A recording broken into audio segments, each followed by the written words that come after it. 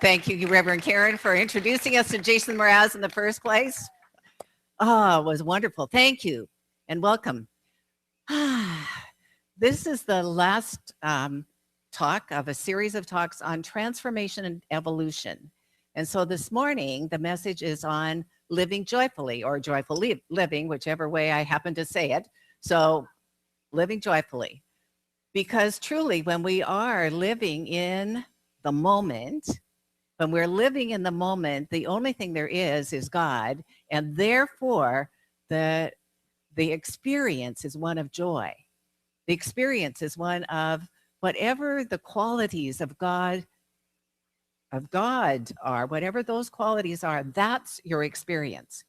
So this has been quite a week of joy and joyful living. So I actually have some slides to show you. So let's get this on. And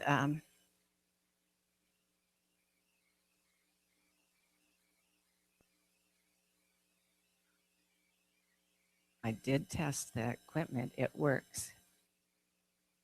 Okay. So joyful living. And you see there a gift I received yesterday of 3 yellow roses, which to me, first of all, yellow is always a color of joy. And it's very significant to me. I will not tell you the rest of the story except to say, oh, wow, how lovely. It's a very, there's evidence of God's presence. So I'm beginning with the roses. I'm thankful to the people in our center who share pictures. This is a picture of 3 elephants. The baby is off the ground. The baby looks like she's flying. And if that isn't a picture of joy, I don't know what is. And the parents don't look worried, but I don't know what a worried elephant looks like, so they might be. Pierre de Teilhard de Chardin said, joy is the infallible evidence of the presence of God, the infallible evidence of the presence of God. So when we're joyful, no matter what else we may call it, what we are experiencing is God's presence, Spirit's presence. We're experiencing the divine. And it's about taking a moment and saying, wow, thank you, God. Thank you, life. Thank you, Spirit, for this joy. It can come in so many ways. So I'm getting to know someone, and I'm really liking this getting to know. And I was reading a story about a couple who got married, and they had not yet been intimate, and they both had things that bothered them about themselves that they hadn't shared with each other. She had really bad halitosis, and he had smelly feet. So his feet were so smelly that he was always embarrassed about the smell of his socks. So the first morning after they were married, she said, honey, there's something I really have to confess to you. And he says, I think I already know. She said, yeah, you probably do. He said, you ate my socks.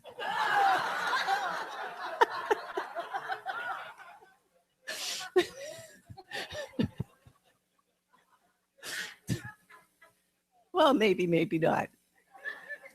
Another picture of great joy. You know, years ago I had a St. Bernard, but it was a woman, it was a female St. Bernard. It wasn't one of the big bulky male kinds, but look at that kid and that dog. That's an expression of joy. And I'm reminding you of all the different places and ways you've seen joy, you've experienced joy, you're experiencing God. And often those experiences, like for me, they always feel like the Snoopy dance, like, oh, life is good.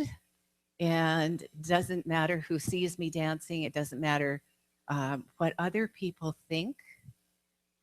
It's just about being in that moment, being in that beauty. Dr. Ernest Holmes says, everything necessary to the full and complete expression of the boundless experience of joy is mine now.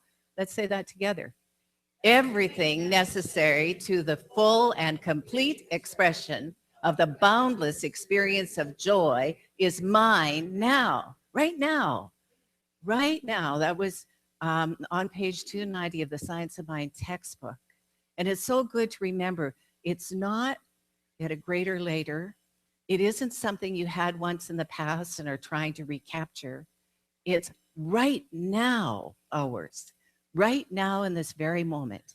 And the entire universe is conspiring to show you how your life is connected with that joy, how your life is filled with right action.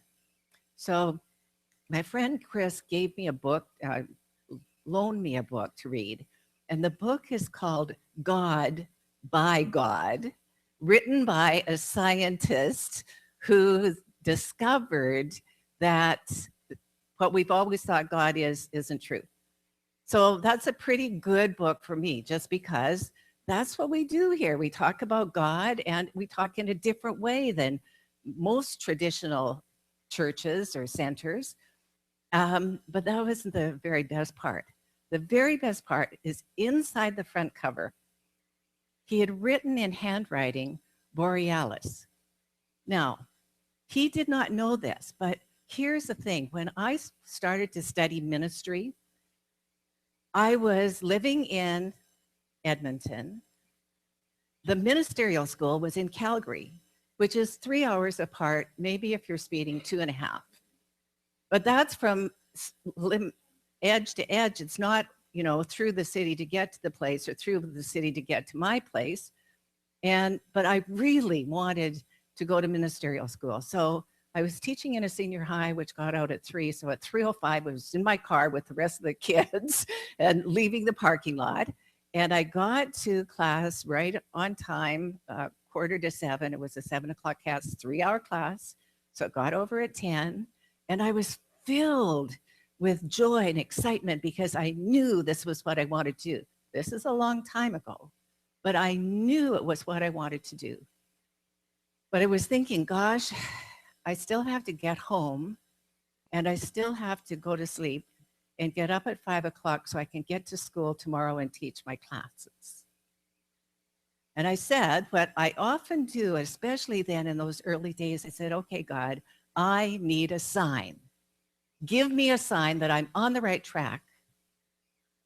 And here's where the serendipity comes in. And so from the edge of Calgary to the outskirts of Edmonton, there was a light show of Aurora Borealis, Northern Lights, that would take your breath away.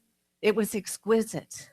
It was sensational. And I knew, my heart was singing. I knew that was my sign. Because any of you who have seen Northern Lights or Southern, whatever the Southern one are called, they usually last maybe 20 minutes. And in a certain location, I'm driving at 70 miles an hour and I am getting a light show for 3 hours. It was exceptional. And to me, that was my proof. So here I'm reading loaned a book about God and recognizing how often I have that evidence that the presence and power of God is always with me, for it is always for me. It's always with you, and it's always for you. There's never an exception. And it does not depend on circumstances. It doesn't depend on where you've been up until now. It doesn't depend on your past. It doesn't depend on a current issue, a problem, or a diagnosis. And as I'm looking out, I know there are people here who are, like me, filled with joy. And there are also people here that are filled with fear, regret, maybe even shame or guilt. But this is the moment to let the past be past and to allow that joy to come forward. You know, we can't feel fear and faith at the same time. So when you're fully in faith, when you have not the faith in God, because that's pretty good, but it's not what we need. when you have the faith of God, when you are God's expression of itself, that kind of faith, when you have the faith of God, all the fears disappear. They can't be in the same place as faith. So I talked so long, I think, and that isn't that great? Just pure joy, pure joy. So Leo Buscaglia said this: worry never robs tomorrow of its sorrow. It only zaps today of its joy. It saps today of its joy. Dr. Tom Costa would say this: if you worry, don't pray. And if you pray, don't worry. And why he said that is it's true. When you're worrying, you're actually praying because you're putting a very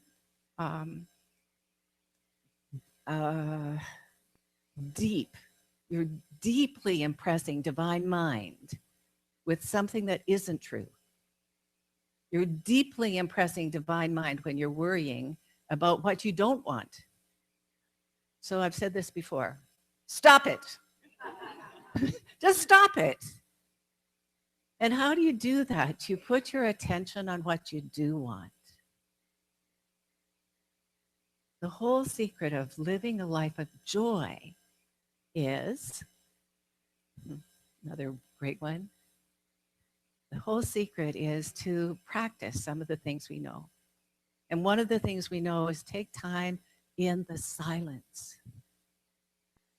It's like taking a bath in consciousness when you take time in silence, because you get to have the download, or you get just to have the peace of mind. And so one of my favorite scripture is this: be still and know that I am God. Be still and know that I am God. It's a great meditation, just to take that and be with that. And then another thing for us to do is to practice gratitude, to practice gratefulness. How many of you keep a gratitude list? You know, there were times when I'd say that and everyone would put up their hands. So because we get out of practice of doing the things, as Patrick said, his dad said, it worked so well, we stopped doing it. Worked so well, we stopped doing. So practicing gratitude is a spiritual practice, and doing it right before you go to sleep at night, what a wonderful thing to set the consciousness for your dream life, for the healing that's going to take place for you. So practice gratitude, give gratitude for your relationship with the divine, however you conceive it to be. Give gratitude for your friends, because they're in your life. As Reverend Judy played this wonderful video on Wednesday, for a season, a reason, or a lifetime. But they're there on purpose so that you can exchange love, you can exchange joy, you can exchange energy. So be grateful for your friends. Be grateful for the health you do have. Even if there's a diagnosis that is not to your liking, give thanks for the health you do have, for your ability to talk, to dance, to speak, to whatever, which reminds me, and be grateful for your good. So yesterday, as part of my preparation, you know, my piano's been sitting in my living room for quite some time, and I haven't even gone over to it. My housekeeper is the one that cleans it, dusts it. Otherwise, it would have been dusty. But anyway, I thought, you know what, I would like to do this. So I sat and I played probably for 30 minutes. My left thumb is so sore. It's like, oh, I didn't know I used my thumb that much in what I was playing. But anyway, okay. I may have discovered a little issue in my body. But does that mean I'm going to stop doing the thing that gives me joy? No, I'm going to keep doing it. I'm going to keep playing and keep that creative energy flowing because that's what we do. And I'm going to deal with the thumb moment by moment. And then it's going to be better. So, and give thanks for your good, as Reverend Carla said in her beautiful opening prayer. Good is a synonym for God.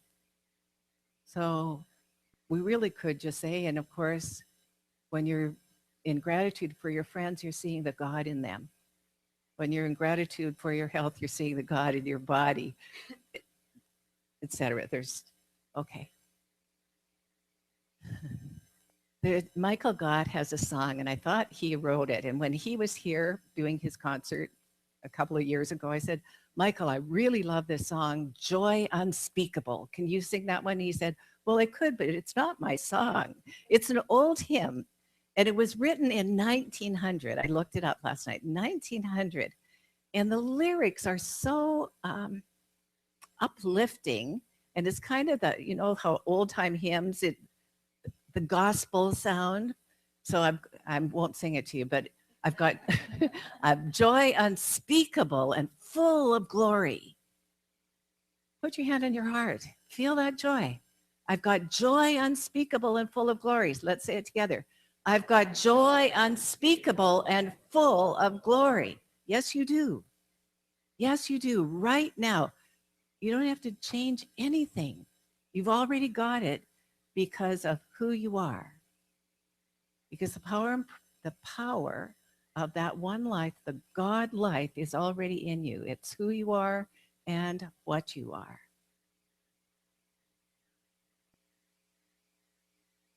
I was also reminded of Anne Mortifee's song. I've shared part of this before. I'm going to read you the lyrics of her song, Born to Live. And Anne Mortifee is a Canadian, and she wrote this with Michel Legrand. I love his name. And this is what she said. We were born to live, not just survive, though the road be long and the river wide.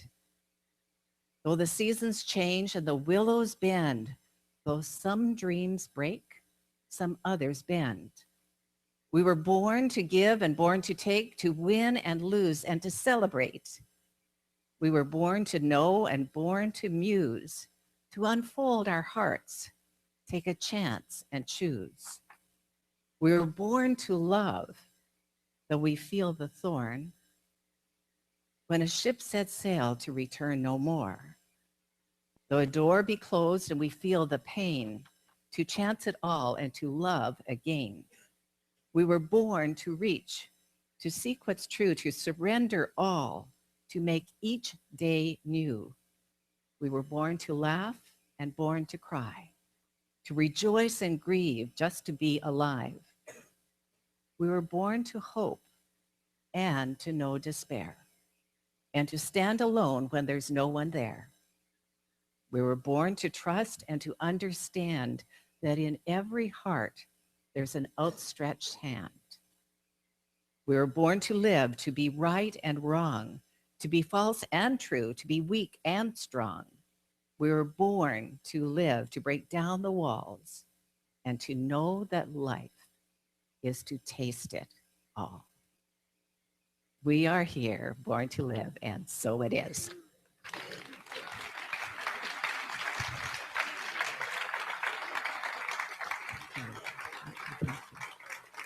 Thank you. Diane's going to take us into quiet time, and I'm going to pray for all of us for every experience of our lives.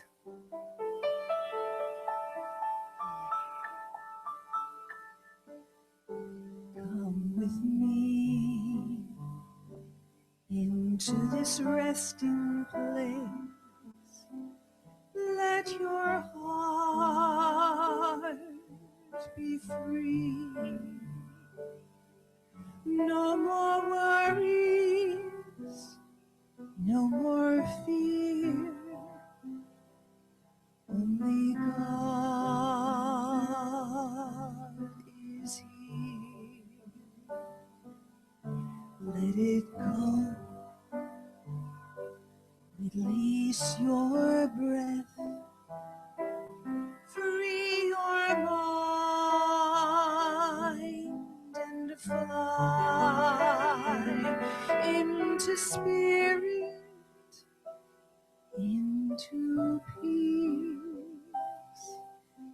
into the heart of God, into spirit, into love, and be one with God.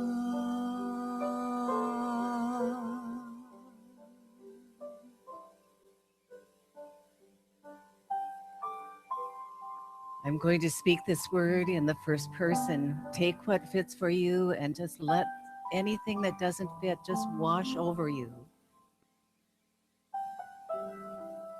And this is what I know for certain. I know that there's only one life, and that life is God's life, and it's whole, complete, and perfect. That presence that is omniscience, that is omnipotence, that is omnipresence, is that thing itself that I call God.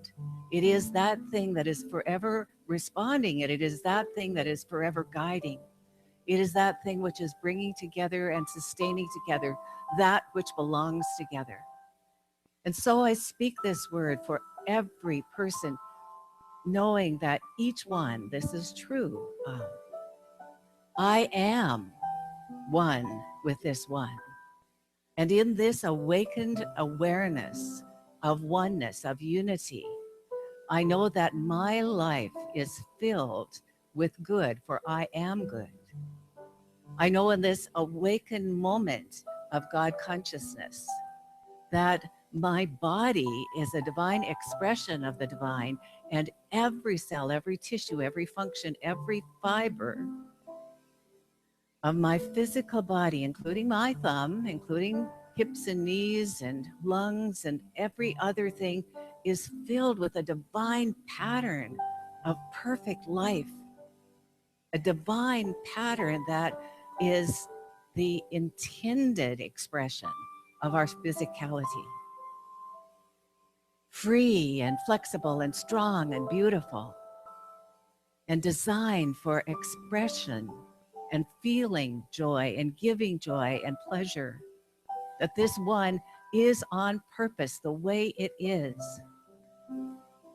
And furthermore, I speak this word that one power within me is the prospering power of life. My awareness of it multiplies my good of every kind: financial good, relational good, the wealth of ideas, the wealth of friends. It multiplies all abundance, because with gratitude, I know that it all comes to me the same way, through consciousness, through law, through the one. And I speak this word for the connection of love with friends and with intimate ones, that this is the moment that I recognize the holiness and wholesomeness of connection, of oneness, of being with. I know that community is so important, that when we're traveling together, we take note of those on our journey and are grateful for them. And furthermore, I know that this one power is the creative process everywhere. It is that which enlivens the mind and enriches the soul. And so what I know, each and every one of us is uniquely creative, and we allow and welcome and magnify that creativity so that it shines forth from us as us. And I know that it's good and very good. I speak this word for our beloved center and for every center, every church, every synagogue. I know that something wonderful is happening because God is present in all religions. And that presence is a blessing. I give great thanks for it here in San Clemente, right here where we are. I know that all is well and all will be well. So with great gratitude, with my heart just heaped up with gratitude for the goodness of life and the joyfulness of life and the infinite possibilities that life has, I simply place this word in law